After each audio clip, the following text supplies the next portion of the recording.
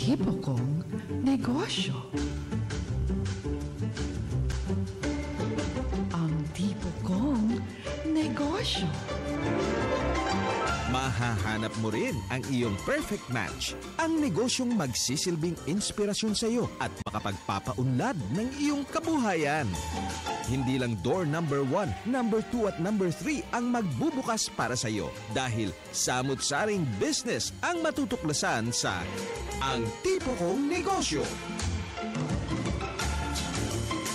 Kung saan ka pa naghahanap ng business opportunity, sa akin lang. May opportunity ka na. Pwede ba kitang abutin? Ikaw kasi ang pangarap ko. Sa'yo na yung SSS, GSIS, pati ng PhilHealth ko. Basta, akin lang ang pag-ibig mo Ang budget ko sa'yo ay limited. Limited edition. Ang tipo kong negosyo. Good morning. Magandang umaga po sa inyong lahat. Thank God it's Friday. Pagkat Friday is Ang Tipo Kong Negosyo Day. Good morning, partner. Magandang umaga sa iyo. Good morning din, Director Telma, at doon sa mga masugid na listeners ng programang ito na napapakinggan hindi lamang sa DZRB Radyo ng Bayan, kundi maging sa aming kapatid na himpil ng DWBR-FM 104.3 megahertz. Medyo matagal-tagal tayong hindi nagkita, partner. Oo. Pagka may lakad ka, ako ang nandito. Pag may lakad ako, ikaw naman ang Ang wala. Oo. Pag nandito ako, ikaw naman ang wala. Oo. Ngayon tayo nagkatagpo. Ngayong unang linggo ng Oktubre, first Friday. Oktubre na. Oo, Oktubre na. At pagka Oktubre, yan ay Consumer Month sa DTI. That's right. Okay bang segue? Busy talaga kayo ngayong month ng October. Ay, no, naku, Director sinabi Telma. mo pa. Oo, kakagaling lang namin kahapon sa opening ng OKB, Gayon Bicol Trade Fair. Oo. So, mamaya pag-uusapan natin yan. Meron tayong makakausap dyan mula sa OKB Association. Pero ngayon muna ay ating pag-usapan ang Consumer Welfare Month. Ano ba yung mga activities na nakalinya para sa buwang ito? Okay, ang dami niyan. Siguradong pakikinabangan ho ito ng mga mamimili kasi para po sa inyo o para sa ating lahat itong buwan ng Oktubre. By the way, kami po ang inyong mga lingkod. Makakasama until 9 in the morning. Ako po si Tess Ramirez. At syempre po si Thelma Dumpit Murillo, ang Director po ng Public Relations Office ng Department of Trade and Industry. That's right. Kasama rin po namin naglilingkod si Miss Varela Jem Castro ng DTI at sa technical side si Engineer Lita De Los Santos at June Paladan. Okay, partner. Alam mo, ang isang informed consumer is an empowered consumer. Correct. Diba? Kung ikaw ay, informed. Anong ibig sabihin ng informed? Ano sa Tagalog ang informed? Yung maalam? Yes. Oo. Kung alam po ninyo inyong mga karapatan at responsibilidad bilang isang mamimili, meron ho kayong kapangyarihan. Yan, di ba? Empowered. So, anyway, merong isang batas, yung Consumer Act of the Philippines na sumasakop dito. Pero mukhang kulang pa ang ating information campaign kasi marami pa rin sa ating mga kababayan o mga mamimili ang hindi nalalaan kung ano yung kanilang mga karapatan, di ba? Yes, especially kapag sila'y nakabili ng depektibong produkto. Correct. Sabi nila, ano kayong gagawin ko dito? Pwede bang ipagpalit ito? Pwede bang isoli yung pera kong binili dito? Correct. At yung iba nagtitiis na lang, ay, kakainis naman, sira itong nabili ko. Diba? So, hindi nila alam yon. Anyway, ang ating kakausapin sa puntong ito, ang direktor ng BTRCP o ang Bureau of Trade Regulation and Consumer Protection, walang iba kundi si Director Vic Dimagiba. Good morning, Director Vic. Hi, good morning. Good morning, Telma. Good morning. Yes, magandang umaga sa iyo at welcome sa programa. You're live on Radyo ng Bayan. Yes, oo. Oo. Sige, dire-diretso na tayo. Alam natin na ang October ay importante para sa DTI. This is Consumer Month. Ano-ano po ba ang nakalinya ngayong buwan ang Oktubre? Sige, bago ko sabihin yung ating mga activities, konting kaalaman muna na sa ganon ang mga nakikinig ay maunawaan kung ano ang Consumer Welfare Month. No? Anong panahon ng Pangulong Fidel Ramos, siya ay nag-issue ng isang proklamasyon na nagtatakda na every October ng taon ay tatawaging Consumer Welfare Month. Anong ibig sabihin nito? Ito ay pagbibigay pugay ng pamahalaan sa mga karapatan ng ating consumer, at sa buwan ng October taon-taon ay maraming programa ang mga ahensya ng pamahalaan na siya nagpapairal ng ating Consumer Act o ang Republic Act 7394. Ito ang Department of Trade and Industry, Department of Agriculture, Department of Education at Department of Health.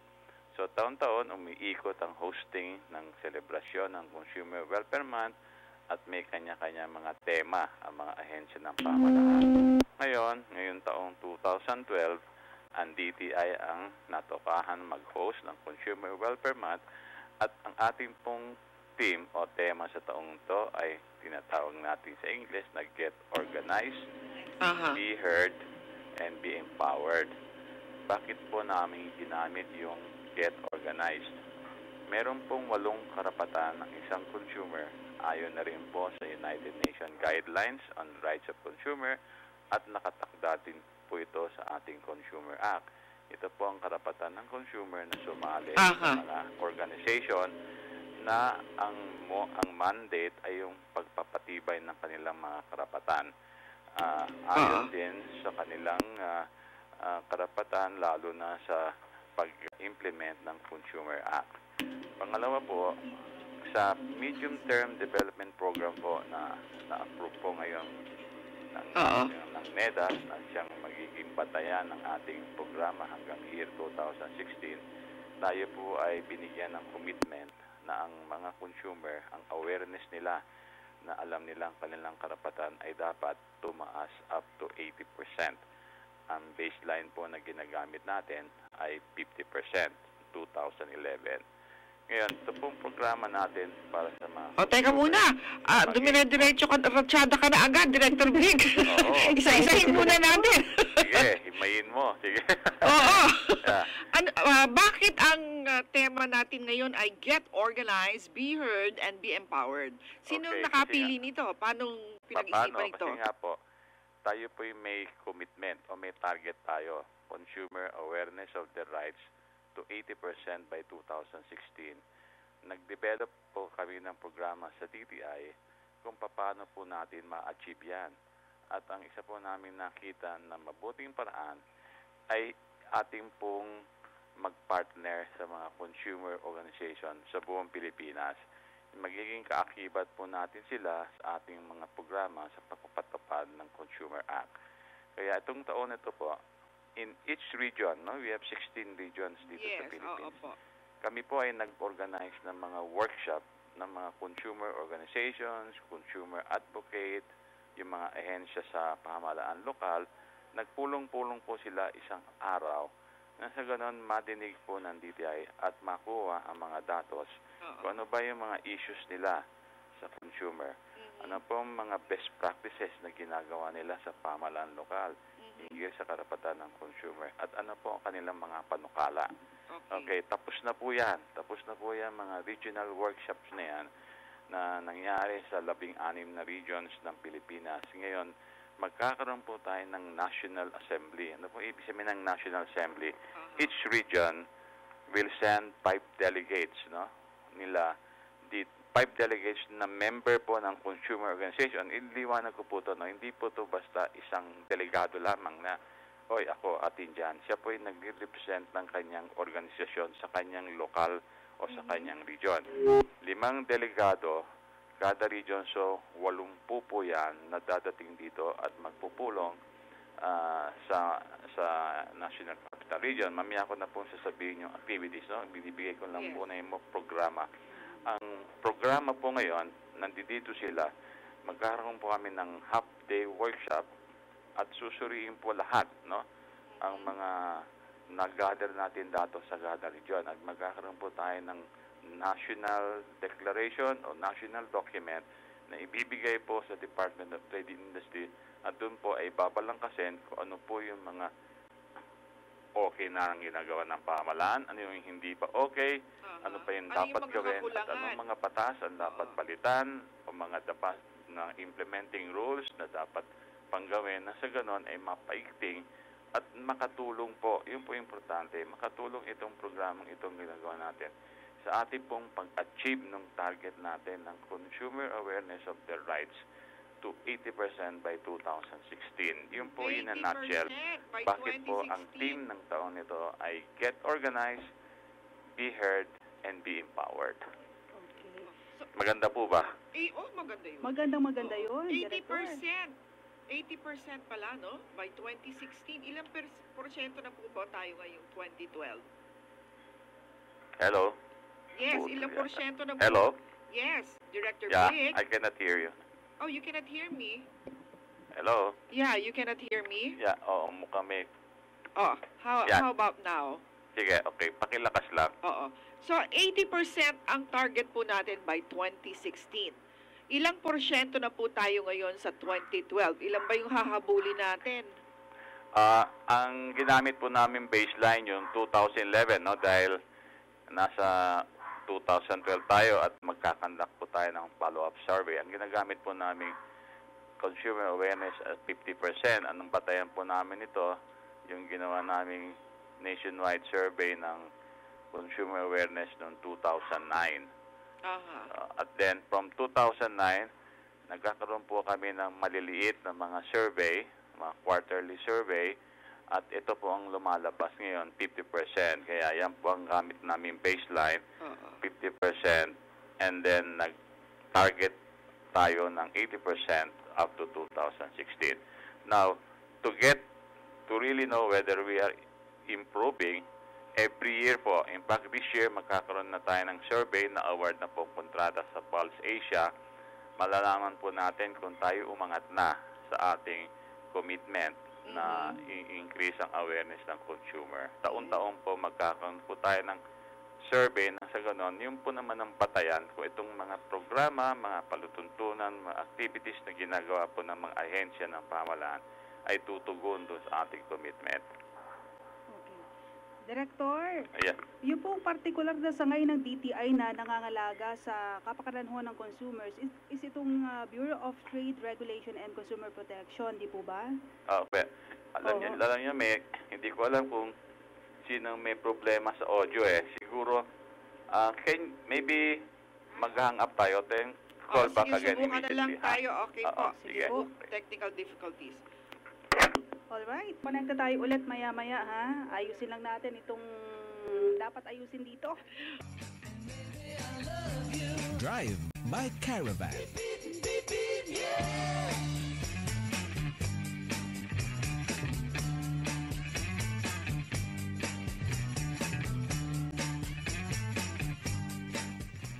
Ganyan talaga, partner, di ba, pagka live. Kaya hindi natin maiiwasan yung mga technical difficulties. Anyway, susubukan pa rin natin kontakin si Director Vic. In the meantime, papaalala lang natin, October 11, ang big day, yan na gaganapin yung National Consumer Assembly. So, lahat ng mga binalangkas nila dun sa regional level, dito pag-uusapan sa national, October 11 po yan. So magkita-kita po tayo, nandyan din ako. So marami magtitipon. Lahat ng mga mamimili ni organizations. Probinsya. Oo. Alam mo, hindi ko talaga alam kung ilan ang mga regional o provincial organizations natin, ng consumer organizations. Hindi ko alam kung meron mga lehitimo na organisasyon. Ba? Oo, meron mga ano lang yan eh, siguro yung Parang very nagdududa loose. kayo sa kanila ha, Director ha. Loose aggravation. Anyway, marami pa tayong pag-uusapan. Bukod sa Consumer Welfare Month, binanggit ko, partner sa'yo, yung ano, di ba? Yung kahapon na OKB. At yung isa sa, ano dyan, participant ngayon sa OKB, nanalo din doon sa Market Week. Market Week. Philippines, alam mo ba yon? Meron din kayong ganun, Market Week. Yung Market Week Philippines, yan yung pumalit sa OTOP National Expo. So, makakapanayam natin ngayon yung mga awardees noon, yung most innovative, ano pa ba yung iba? lahat sila. Most Innovative Awardee pala. Yun lang, Marela, yung category. Oo, Okay. yun lang.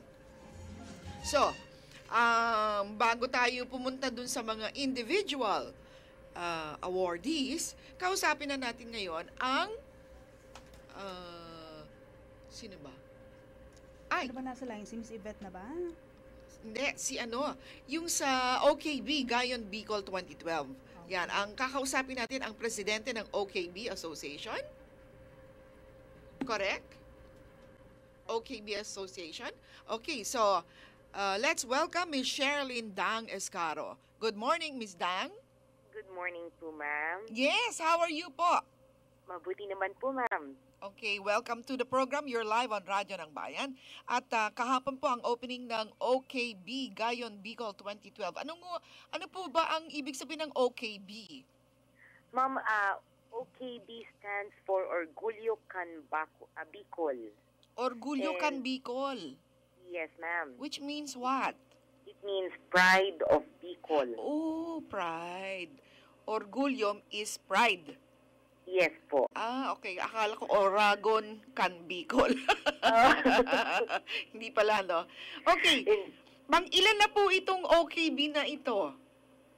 Ma'am, OKB Regional Trade Fair is the longest running trade fair in the Philippines.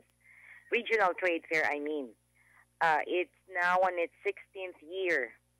16th year. Taon-taon po ay ginaganap ito for the last 16 years. Ano naman po ang bago ngayon considering na 16 years na pala ito? Ma'am, marami tayong bago ngayon. First of all ay yung ating OKB Cafe. For the first time in the history of the OKB Regional Trade Fair, meron ho tayong OKB Cafe at the center island display. Mhm. Wherein pwede ho tayong kumain ng mga Bicol dishes. Ooh. Meron tayong mga Bicol Express, pinangat, laing, Wow. and then the fusion of Bicolano dishes Aha. and international cuisine. Naku, nakakagutom. Masarap po, ma'am. Please try. Come Oo. and visit. So the dishes that are being served at the cafe, yung mga ingredients po niyan, masosource naman diyan sa mga exhibitors. Yes po, ma'am. Okay din yan.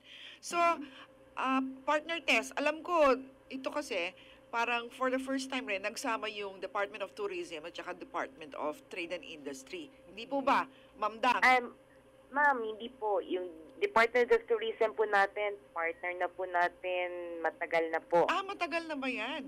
Yes po, ma'am. Okay. So, tuloy-tuloy yung inyong pakikipagtulungan sa DOT. Yes, ma'am. Mm-mm. Okay. Okay, how many exhibitors do we have this year? Ma'am, this year we have about 98 exhibitors. 98? And Yes, ma'am. I know from Chito Aguilar of the DTI that every year, ang mandato po yata, 20% ay palaging bago na mga Opo. exhibitors para matulungan yung mga bagong entrepreneurs. Tama po ba? Yes po. Okay. So, ano pa ang highlight nitong ating celebration this year or itong ating trade fair this year? Okay. Ma'am, meron po tayong fashion show. There is a daily fashion show wherein the Bayong bags are being featured. And then on Saturday, meron ho tayong grand fashion show wherein the pinukpuk gowns or sinamay gowns will be shown.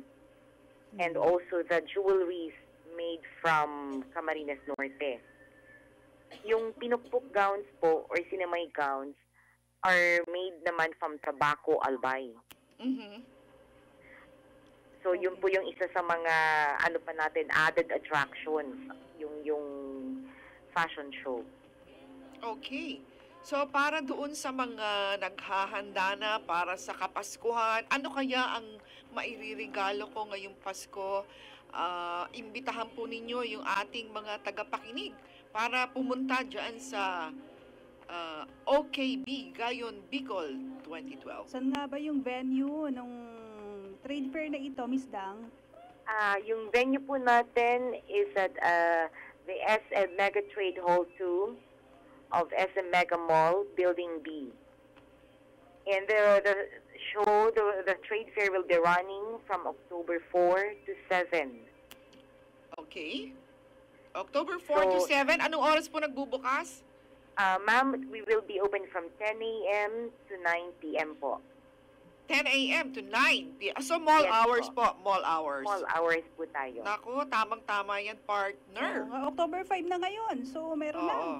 Diba? Masasaksihan nila yan. At doon sa mga gustong matikman, ay kasi may mga taga Manila, Miss Dang, na gusto makaalam ng pagluto ng Bicol Express. Nagtuturo din ba kayo ng inyong sikretong pamamaraan? Pag Ma'am, nagtuturo pwede kayo, naman hindi po sikreto yun. yun. Ipagtanong po natin. Pero wala lang na yung seminar talaga on how to cook it. Pero pwede hong magturo ang ating mga Bicolano exhibitors and most especially yung ating exhibitor doon sa ating OKB Cafe Ayun. na Okay. Balay Sinauna. So, anything else that you would want to add? Baka meron pa po kaming hindi na itanong sa inyo. Yes po. We would like to invite everyone para magbisita sa ating regional trade fair, yung OKB Gayon 2012. Mhm. Para po dun sa mga Bicolano na nakikinig, maari po kayong magsalita sa Bicol. Invite Yes. them in Bicol. Okay. Sa mga Bicolano po na yaon digdiyo sa Metro Manila, magbisita po kamo, pigi-imbitaran mi po kamo na magduman sa Mega Mall para po mahiling nindo ang mga mauurag na display at sa katalento kang sa tuyang mga kapwa Bicolano. Ayan. So, thank you very much, Dang. I met Dang yesterday, partner, dun sa opening. Oo. Ikaw yung Ipinatikman na nakapula, kayo di ng ba? maanghang na Bicol Oh, Express. hindi Yes, pa. ma'am. You were the one in red, weren't you, Dang? Yes, ma'am. Yeah, that's Opo. right. Okay. So we were not formally introduced, but we casually met. Okay. Yes po. So we'll see you up to October 7 diyan po sa SM Mega Mall, Building B. Yes po, ma'am. Thank you and Thank good you, luck. Dang. Thank you so much po, ma'am. You're welcome.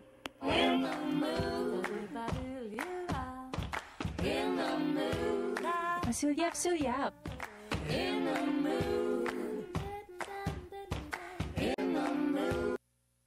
Ang tipo kong negosyo. Ang tipo kong negosyo.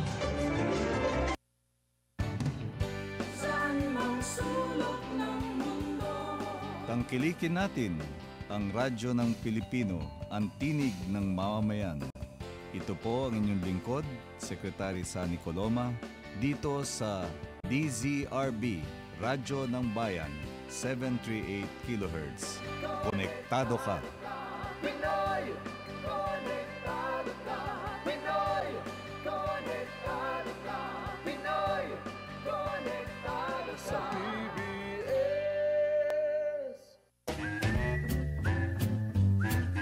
Maging produkto ka man.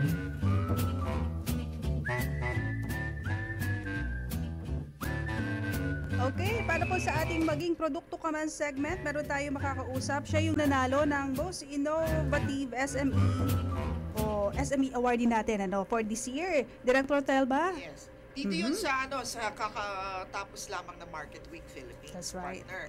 At itong kakausapin natin, isa siya doon sa mga nanalong Most Innovative SME Award. So kausapin natin ang may-ari ng Yvette's Bags and Beads Collection, si Miss Yvette Celi Punzalan. Good morning, Ma'am Yvette. Good morning po. Yes, welcome to the program. Salamat for inviting me. Yes, opo. Ano po ba ang nagpanalo sa Yvette's Bags and Beads bilang most innovative SME awardee for, ano ba to, fashion, di ba? 3 categories yan, di ba? Yes, fashion Okay. po kami. Oo, sa fashion category, kayo ang nanalo. So, ano ang nagpanalo sa events? Ma'am, sa palagay ko po, napalo na namin yung Most Innovative Award nung nakaraang Market Week dahil po sa material na ginamit namin. It was plastic straw. Plastic straw, as in straw na ginagamit pang sipsip? Yung O plastic yung- straw, hindi po. O Yung pong straw na tali pang, sa grocery. pangtali. At saka sa mga seaweeds po. Okay, wow. Paano mo naisip ito? Kakaiba talaga yun, ha? Oo, iba yung utak mo ng utak mo, mama, no? Hindi mo. Ma'am, actually, nagsimula po ako nito dahil po sa hilig ko. Nagsimula po okay. nung dalaga ako. Oo. May mga arts and crafts po ako na ginagawa simula nung dalaga. Oo. So, ngayon napansin po ng DTI Mm-mm. yung gawa ko. Mm-mm. Kaya po, eto, nasa negosyo na po kami. Pero nag-umpisa ka dahil hobby lang. Opo, happy Hilig. lang po. Hobby, hilig. Hilig po, hilig oo, ko. Hanggang lumago siya. Opo, opo. So, nung nag-umpisa ka, ilan lang ang napoproduce mo, tsaka ilan yung mga tao mo? Actually po, nung nagsimula ako, sa sarili ko lang talaga. Ako yung gumawa ng isang bag. Tapos nakita po siya ng sister-in-law ko. And then, nung binili niya yung bag na ginawa ko na para sa akin sana. Oo. So, doon po nagsimula yan. Tapos, nakita ng mga kaibigan niya, nakita ng mga kaibigan, hanggang lumago po at umabot ng Maynila. Saan po ba kayo, ma'am? Actually, ma'am, I'm from Davao. Davao City. Davao. Mindanao base. I see. Okay. So, yung ipong isang bag, gaano katagal ginagawa yan? Depende po sa laki at saka sa disenyo. Pero it takes 3 to 5 days po para makabuo ng isang buong bag na may magandang quality at saka design. Partner, ikaw ba nung home ekananay subject mo eh? Nag-aral ka ng crochet? Pagganchilyo, Oo, yung paborito ko. Ako rin, nagaganchilyo ako noon, pero thread, hindi straw. Manipis po yun, ma'am. Oo. Yun yung manipis na materyales. Pero pag plastic straw kasi, makita mo talaga yung durability niya. Makapal siya eh. Miss Yvette, meron bang pumuna dun sa inyong gawa na, unang-unang gawa na bag ha, nayari sa plastic straw? Hindi ba nila sinasabi na, nako, cheap naman? Ay, hindi po. Kasi po, ang unang nagawa ko pong disenyo na design, na-appreciate agad ng sister-in-law ko dahil unique po yung kulay niya. Matingkad ang kulay. At saka puro bulaklak. Ano Sister-in-law nyo yun, yung una naka-appreciate. Yung sister-in-law niya ang negosyante. Okay. Sa negosyante actually. Nakita lang talaga yung ginagawa ko. Si Miss Yvette ang artist. Diba? Ganun talaga eh. Yung artist, hindi talaga yan business-minded eh. Hanggat merong nagsasabi sa kanila, di ba? Opo, tama po kayo doon. Oo. Ngayon, magkano ang price range ng inyong produkto at saan makikita? Okay. Actually po, ang produkto namin, ang price range po niya is nasa 20 pesos yung pinakamura. 20 pesos lang? Yes. Mura talaga. Ano Gumagawa naman po kasi doon? kami ng mga items tulad ng coin purse, cosmetic pouch, cellphone holder. Okay. Tapos, magkano naman ang puhunan mo doon, Yvette? Actually, nag-start lang po ako ng around 500 pesos. Wow! Yes. Okay. Kasi ako lang po yung laborer at the same time lahat ng trabaho ako. Mura lang ba yung materialis mo? Actually, mura lang po yung materials. Ang nagiging expensive po siya dahil sa cost of labor. Oo. Kasi Bakit? matugo Magkano gumawa ba ang bayad per piraso? Ano po? Per piraso ba ang bayad mo? Opo. So, magkano yung per piraso? Depende rin po sa laki at saka sa size ng bag. Oo. Ano yung range niya? Nasa range po kami ng 100, Per bag? yes, Up to to 300. 300. So, Opo. 100 to 300, depending on the size. Depending po at saka sa design yun. Sa design. We're just talking about the bag itself, pero wala pa po yung mga embellishments niya, ma'am. Correct, oo. Yung kumbaga, frame, di ba? Opo. Gaano naman katibay yung bag na yan? Tumatagal ng Ma'am, ilang matibay pang po taon? siya. Kahit na mabasa yan. Opo, it's washable actually. Oh, Kaya really? yun po ang maganda sa bag ko kasi nalalabhan po. Oo. Tapos, proven and tested kasi pantali nga po ng seaweeds. Ah, So, under sea water, Oo. talagang hindi nagfe-fade yung color. and then, how do you change the colors, yung pag-dye? Do you Actually, use natural may dye? manufacture, pag may gusto po akong kulay na ipa-implement, I asked the manufacturer of straw to do it for me. Oh, Yes, like okay. for the red, the black, and the brown. Oo. And then, do your buyers, because I know that you already export, Yes diba? po. Do your buyers tell you the specifications of a design that they like? Opo, yun po yung ginagawa ko to have nice relationship with my buyers. I see to it that I hear their side, their comments, and their suggestions. Then I implement it. Because yun po yung advantage no na marunong po akong gumawa and I can implement those things na nire-request po nila. Gano'ng karaming bags yung napoproduce nyo sa loob ng isang buwan? Tsaka yung ine-export? Volume mo na, yung volume. Volume po. Actually, you can raise 300 up. 300, a minimum of 300 bags a Bags, month. opo. Alright. Dami nun, 300. Tapos iba't iba yung design niya. Iba-iba pa po. Aside sa At ilan na yung malalaking ano mo? bags, may Ilan na mga yung- maliliit. Oh, ilan Yun na yung yung madugo. laborer mo?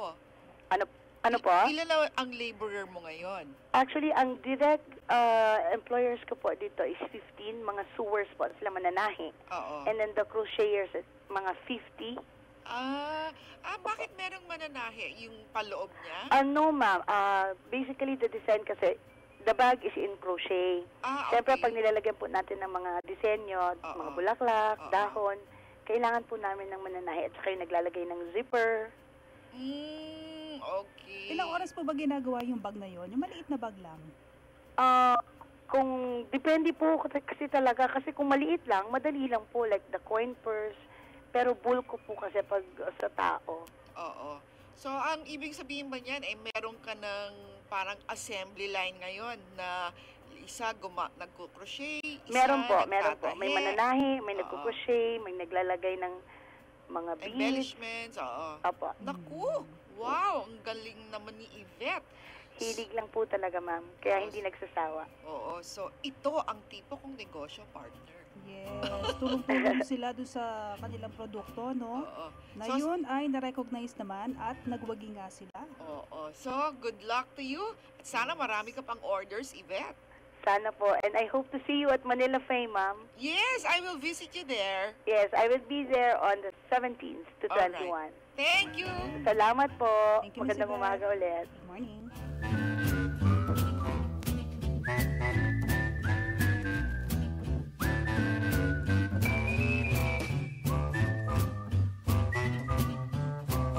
Ako po si Secretary Posy Alcala ng Department of Agriculture. Galing makinig sa Philippine Broadcasting Service. Radyo ng Bayan, 738 kHz sa Metro Manila. Dahil dito, konektado ka. Ang tipo kong negosyo. Ang tipo kong negosyo. Mahahanap mo rin ang iyong perfect match. Ang negosyong magsisilbing inspirasyon sa iyo at makapagpapaunlad ng iyong kabuhayan. Hindi lang door number 1, number 2 at number 3 ang magbubukas para sa iyo dahil samut-saring business ang matutuklasan sa Ang Tipo Kong Negosyo. Bukas na ba ang tindahan mo? Kasi bumenta ka na sa puso ko. Kung trabaho ko ay isipin ka, malamang, yayaman ako sa kaka-overtime. Miss, saan pwede magpa-register ng business name? Pwede ba? Sa tabi mo? Dito sa negosyo ko, murang benta ko sa lahat. Dahil, sa'yo lang ako magmamahal. Ang tipo kong negosyo. Maging produkto ka man. Okay, tuloy-tuloy na po tayo sa ating programa at meron pa tayong isang kakapanayam. Oo, ang hirap talaga ng Tagalog, ano? Nabubulol talaga. Walang practice yung dila ko. Anyway, so, nanalo din ito, partner, ng Most Innovative SME Award. Alamin natin yung sekreto niya kung bakit siya nanalo dyan sa... At nag-e-exhibit rin siya ngayon sa OKB Gayon Bicol. Kasi Bicolano ito. Oo. So, kausapin na natin si Miss Francia Flores, ang may-ari ng Knits Furniture and Piano Center. Good morning, ma'am. Good morning, ma'am. Yes, welcome to the program. Live Thank buka you. tayo. Maraming na aga po. Maayong aga. Knits Furniture and Piano Center, nanalo Yes. po kayo Most Innovative SME Awardee noong nakaraang Market Week. Ano po ang ipinanalo ng produkto ninyo? Ay, gumawa po kami ng 4 pieces chair and 1 table out of scrap. Galing po dun sa mga scrap namin. Scrap? Opo, na usually sinusunog na namin. Oo. Opo. Scrap ng ano Scrap po? materials ng mga wood or mga modified Mga shavings, ganon? Ng ano po? Mga wood shavings? Hindi or... po. Mga scrap na kahoy. Ay, okay. Yan yung mga panggatong na lang. Oo, na halos panggatong na lang po namin. I see. Ang galing naman. Naging produkto pa. Oo. And Lagi how did sa you wood na come yan. up with this product? Una, inisip po namin, nagtambakan po ang mga panggatong namin. So, nag-isip kami mag-asawa, gawin yun into a product. Naisip namin ngayon, mga small spaces, yung mga Yes. condo concept. So, nag-isip na lang kami ng furniture na naaangkop sa maliit na area. Okay. So, 4 na chair, halos stool yun walang sandalan. Tapos yung table, hindi lang basta dining table, ginawa namin breakfast nook. Kasi may mga drawers siya, lalagyan ng mga utensils, at saka working table. Kasi parang ang idea namin, maliit na kitchen, ilalagay natin sa gitna. So may working table siya, breakfast nook, and dining table. So very Multifunction. versatile. Oo. Yes, ma'am. Correct. At naku, okay ito. Di ba lalo na dun sa Japan, yung mga bahay doon, ang liliit lang talaga kasi mahal ang lupa sa Japan, di ba?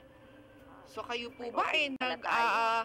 Nag-iisip na din. Hindi pa po. Hindi pa po kami nag-export. Oo, pero maganda tong idea ninyo. You should look at the Japan market. Thank you po for the idea. Yeah. Miss Francia, balita ko ho. Hall of Famer na kayo Oo po. 3 consecutive years na nanalo as most innovative product. Wow, congratulations po. Salamat po. Ano yung mai-share nyo sa amin ng mga tips para dun sa mga aspiring, yan din po yung kanilang magawa? Unang-una, lahat na gawin natin, kailangan mahal natin. Lahat na produkto, lahat na ginagawa naming mag-asawa, ay mahal namin. Nandun ang puso namin. So, kapag mahal mo ang ginagawa mo, hindi ka napapagod. Parang si Atty. Lenny yung naririnig ko. Hindi ba kayo si Atty. Lenny Robredo? Taga-Naga yun. Nag-genyo din kayo. Ano po? Opo. Oo. So, dapat nandun yung inyong puso, dedication, passion. Nandyan ang passion talaga. Oo. Yung mga nakaraang awards po ninyo, ano namang yun, produkto? 2010, ang entry namin doon ay car bed. Car bed? Car bed, oo. Kama na hugis ng kotse. Opo. Kasi inalis namin yung idea, parang sa isang bedroom merong double deck. Kasi pag sa bahay merong double deck, naisip namin mag-asawa, para ka naman nasa dorm or boarding house. Oo. So, that time, may anak kaming lalaki, mahilig sa car. Gusto niya daw ng bed sa kwarto niya. So, maliit lang yung kwarto. Ginawa namin, gumawa single-size bed na car. So, pag umaga, hindi siya natutulog, makikita mo parang toy car. Isang laro ang malaking car. Parang ang sarap umigado. Oo po. Ano yung feeling kaya? Parang umaandar habang nakahiga. Parang manibela lagi din sa car. Pero dalawa yun. Pag pinull out mo, dalawa ng bed na single size, standard size yun. At ang gamit natin doon, mga local materials ng Philippines. Hindi ako gumagamit ng hindi galing sa Pilipinas. Oh, okay. And then, yung 2011 naman po. 2011 naman, gumawa kami ng isang single size bed na naman. Pero ang idea namin, halimbawa estudyante ka from the province, you go to Manila, mag-rent ka ng maliit na bedroom, walang lalagyan damit, walang bedroom, walang table.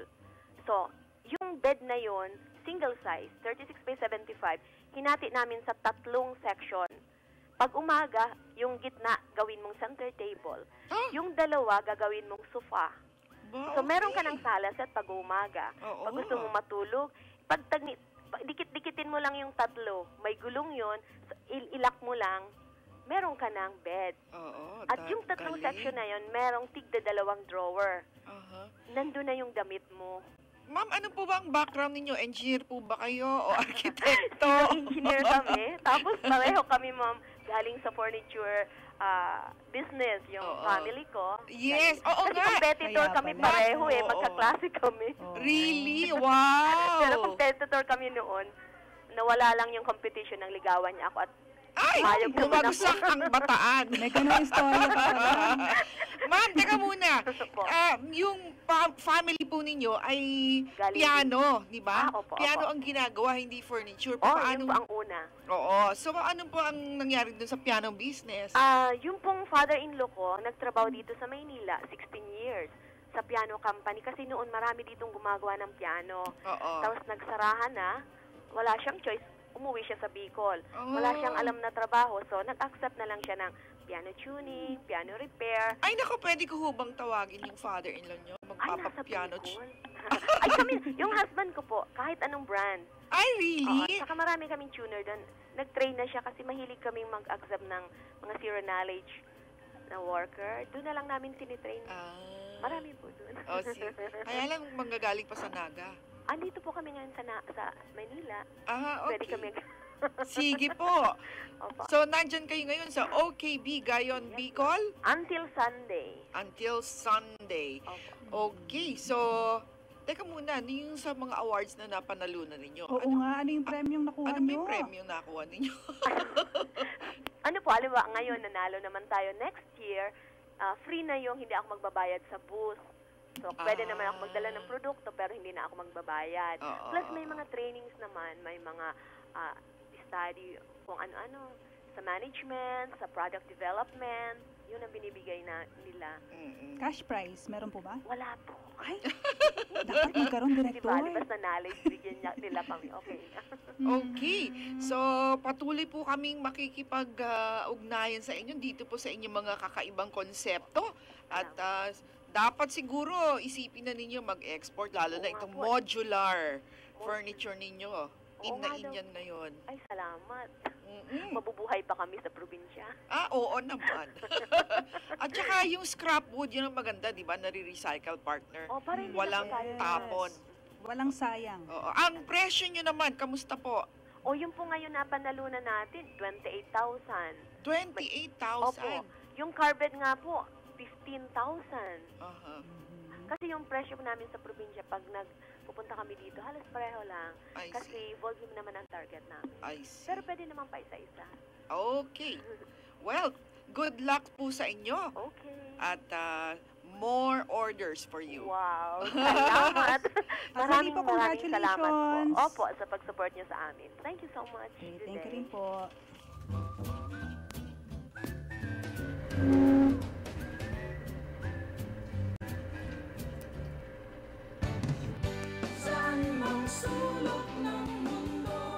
Tangkilikin natin ang radyo ng Pilipino, ang tinig ng mamamayan. Ito po ang inyong lingkod, Secretary Sani Coloma, dito sa DZRB, Radyo ng Bayan, 738 kHz. Konektado ka! Pinoy! Konektado ka! Pinoy! Konektado ka! Pinoy! Konektado sa PBS! Ang tipo kong negosyo.